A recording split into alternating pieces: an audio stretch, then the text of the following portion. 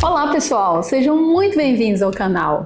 E a partir de hoje com uma grande novidade, dicas estratégicas para a segunda fase da OAB na área de Direito Civil.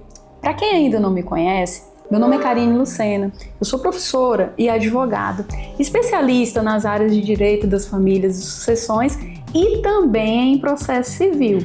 O canal, ele tem muitas dicas, muitos vídeos sobre direito de família e sucessões e agora, eu resolvi, depois de muitos alunos pedirem para eu orientar, para eu trazer um conteúdo para a segunda fase da OAB em Direito Civil, eu resolvi ampliar o conteúdo do material. Então eu vou começar aqui com vocês comentando um pouquinho da prova da OAB na área de Direito Civil. Muitos alunos, tem muita gente que foge do direito civil porque diz que é uma matéria muito grande, porque diz que são muitas possibilidades de peças. No entanto, não é bem assim, tá? Na realidade, assim, a matéria, eu até concordo, que é uma matéria muito mais longa que as outras. No entanto, as possibilidades de peças, elas acabam encontrando mais ou menos as mesmas possibilidades lá das outras matérias. Eu posso, inclusive, comparar aqui lá com o direito do trabalho, com o direito tributário, com o direito empresarial. Por quê? Em todas essas matérias aqui que eu falei para vocês, vão ter petições iniciais, petições de defesa e recursos. Então, se o aluno aprende a fazer uma boa petição inicial, ou seja, aprende a estrutura completa da petição inicial, ele vai fazer uma boa petição inicial em qualquer área. Se o aluno aprende a fazer as petições de defesa também, ele vai fazer em qualquer área. E os recursos, eles são exatamente iguais. As estruturas dos recursos estão lá no CPC. Então, pensando assim, a gente pode ver que, na realidade, não é que tenham tantas possibilidades de peça. O que eu acabo até concordando um pouco com os alunos é que no direito civil, como os assuntos são muitos, há mais possibilidades de petição inicial, há mais possibilidades de petições de defesa. Os recursos a gente não discute, porque os recursos eles são os mesmos, as estruturas são as mesmas em qualquer área. No entanto, as petições iniciais e as petições de defesa são praticamente as mesmas. O que o aluno precisa entender e precisa estudar bastante, fazer as provas do OAB para conseguir entender a estrutura de cada tipo de petição. Agora eu vou falar para vocês os temas e as matérias mais cobradas pela FGV, ou seja, as matérias queridinhas da FGV em Direito Civil. Tratando aqui sobre o direito material. A FGV gosta muito de contratos, então teoria geral e espécies contratuais é matéria muito recorrente. No direito de família, alimentos, regime de bens, adora também. Gosta muito também de responsabilidade civil, com destaque lá para o CDC. Direito das coisas, também gosta muito, tá? Que é posse, uso capião, especialmente uso capião especial e urbano. E a parte geral, minha gente, do direito civil não tem para onde correr. Gosta muito ali de fato jurídico, vícios de consentimento, prescrição e decadência são fundamentais para o aluno saber. E aí, vamos agora para o direito processual. Lá em direito processual, o que é mais frequente? Petição inicial é a peça mais frequente em geral, com ações indenizatórias e obrigação de fazer, não fazer.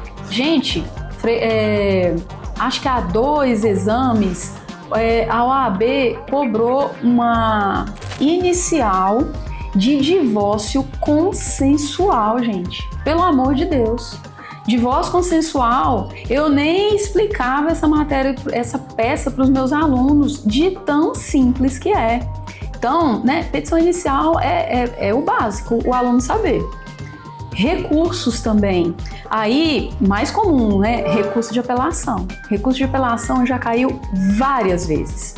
A OAB gosta também muito de agravo de instrumento, tá? E houve a penúltima peça, antepenúltima peça mais ou menos, foi uma peça de contrarrazões, tá? Uma grande novidade aí na prova da OAB. E aí, gente, peça de defesa, né?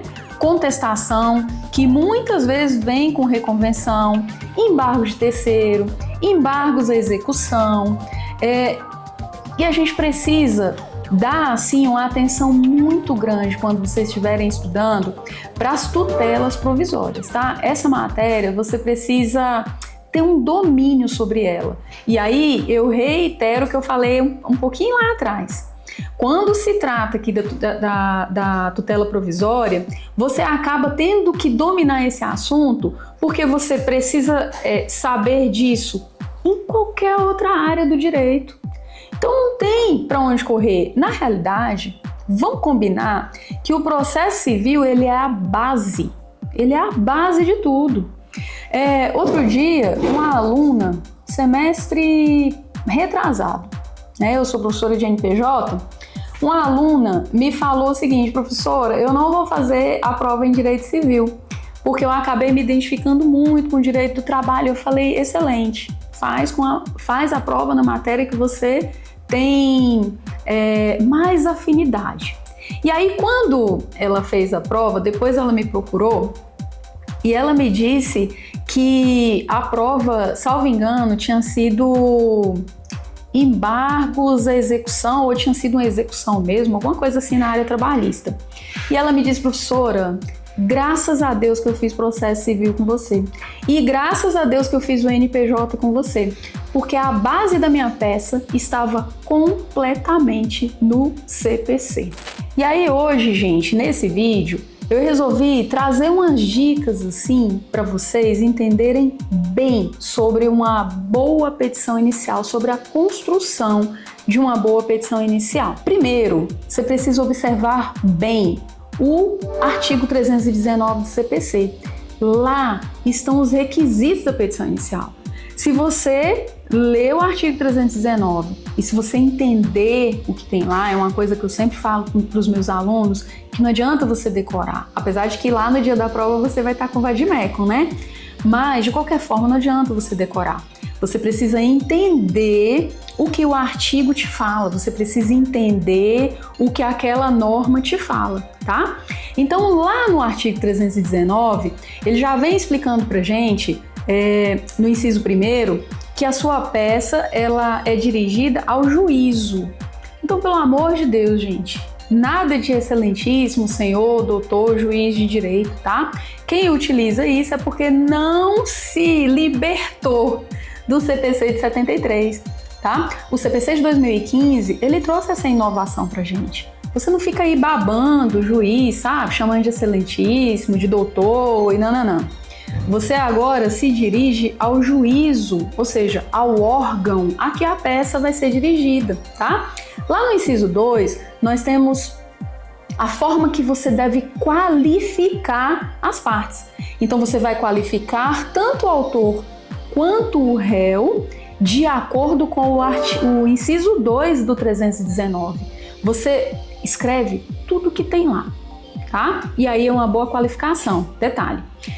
Se o problema tiver algum dado de qualificação, você pega o que tem no problema e coloca lá na qualificação, tá? Você não vai criar, mas você vai pegar o que tem lá e trazer aqui para sua peça.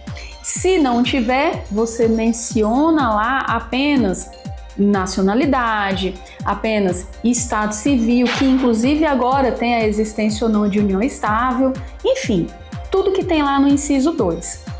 A sua petição também, você fez a qualificação do autor, você vai escrever o nome da peça, tá? Você vai trazer os artigos de fundamentação daquela peça e dizer o nome da peça. Salta uma linhazinha para sua peça também ficar esteticamente bem apresentada, tá? Porque a FGV também tira ponto tá? Tira ponto ali da estética da prova se não tiver boa a estética. Ela tira ponto também se houver erros, né, gente? Erros gramaticais. Vocês precisam também, né? O aluno de direito precisa saber escrever. Se tiver rasura, a minha dica já é, passa um traço na palavra que você errou e escreve à frente, tá? Um traço apenas e escreve à frente, continua escrevendo lá seu texto. Então, colocou o nome da peça, faz a qualificação do réu conforme o inciso 2 do 319, beleza? Essa é a parte da apresentação da peça.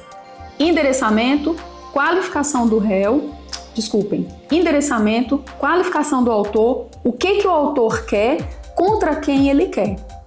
Aí a gente segue agora para a parte dos pedidos preliminares, tá? Pedidos preliminares que, na realidade, são pedidos processuais.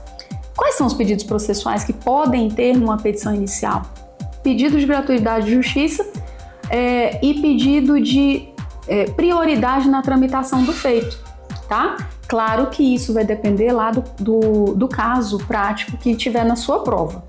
Acabaram os pedidos processuais, narra os fatos.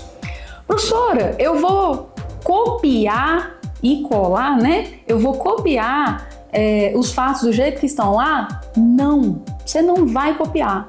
Você vai pegar as ideias chaves, o principal ali da narrativa da peça prática que ele trouxer para você. Você vai pegar o principal e jogar lá nos seus fatos. Dá uma parafraseada, tá? Não copia, não. E outra coisa, não façam os fatos muito longos. Por quê? Porque você tem apenas 150 linhas para fazer a sua peça. Beleza? Narrou os fatos, vai para o direito. No direito, você precisa descer a caneta. Você não pode ter preguiça. Lá no direito é que você realmente vai receber a pontuação pelas teses que você trouxer, tá? Então não deixa nenhuma tese de fora. E dica que eu sempre dou para os meus alunos também. Você abre o tópico do direito e abra subtópicos para você falar sobre cada tese, ok? Sua peça vai ficar muito mais bem organizada. Se tiver pedido de antecipação de tutela, você pode colocar fora, criando um tópico novo, ou você pode colocar um subtópico dentro do seu direito. Mas cria um subtópico, cria um diferencial para o avaliador ver que você fez o pedido de antecipação de tutela, tá? Para depois você não ter que recorrer por estar na sua prova e o avaliador não ter visto. E por fim, a parte dos pedidos. A parte dos pedidos, gente, tem muita gente que se perde. Como é, professora, que eu vou fazer a parte dos pedidos? Faz um checklist, volta o seu olho para a sua peça, vê tudo que você narrou na sua peça, tá? Que aí você vai refletir isso lá nos seus pedidos. Então, você pediu gratuidade da justiça, você vai pedir lá nos seus pedidos, né? Você abriu o tópico de gratuidade, você abriu o tópico de prioridade na tramitação, você já reflete lá. Há pedidos, minha gente, que são essenciais na realidade, que vão se repetir em todas as petições. Então, pedido de citação do réu tem que estar, né, em todas as petições. A informação, se tem interesse ou desinteresse na realização de audiência de conciliação, coloca lá também, tá? Isso, inclusive, tá lá num dos incisos do 319, tá? Dos requisitos da petição inicial. Pedido de condenação em custas e honorários advocatícios tem que estar em toda a peça. Candidato, aluno, você está fazendo uma prova para você mostrar que você está apto a advogar. E o advogado, ele tem direito a receber os honorários advocatícios, então esse é um pedido que tem que estar na tua mente, tá? Pedido de produção de provas. Pelo menos esses aqui que eu falei para vocês estarão repetidos, vocês deverão repetir em qualquer petição inicial que for feita. Os demais, eles vão corresponder ao pedido da tua peça, a tutela que você está buscando. Então, se a tua petição, por exemplo, é uma ação indenizatória, o seu pedido principal vai ser de julgue procedente o pedido de indenização quanto aos danos morais, quanto aos danos materiais, tá? Teve antecipação de tutela? Abre um pedido de antecipação de tutela também. Se a atuação, além de você requerer reparação civil, né, por danos morais e materiais, se você ainda estiver pleiteando ali uma obrigação de fazer, reflete esse pedido lá também, lá no seu tópico dos pedidos, beleza? E aí a gente parte para o final da peça, que é o fechamento. No fechamento, o que você tem que trazer? Local, data, advogado, OAB. Pelo amor de Deus, não crie nenhum dado, tá? Você vai colocar do jeito que eu te falei aqui, local, data, advogado, OAB. Você não vai colocar uma data específica, você não vai colocar a localidade que você está fazendo aquela peça, você não vai criar um nome para o advogado e pior ainda, um número, né, de OAB para ele, tá? O fechamento é desse jeito que eu falei para vocês mesmo. E aí, entrega, né, a tua peça lá e ó, só receber a vermelhinha depois. Pessoal, e tem uma novidade aí, ó. Fiquem de olho, tá? O e-book específico para OAB em Direito Civil tá saindo do forno, tá? E ele vem completíssimo. E eu tenho certeza que este e-book é uma ferramenta fundamental para os seus estudos e para a sua aprovação no exame da ordem, tá bem? E se você gostou das dicas e do conteúdo, salva, né, esse vídeo, compartilha e se inscreva aqui no canal. Como eu disse antes, vocês vão ver muitas dicas aqui sobre direito das famílias e sucessões e agora também com um conteúdo voltado para a segunda fase da OAB em Direito Civil. Espero contribuir muito para a aprovação de vocês. Até a próxima!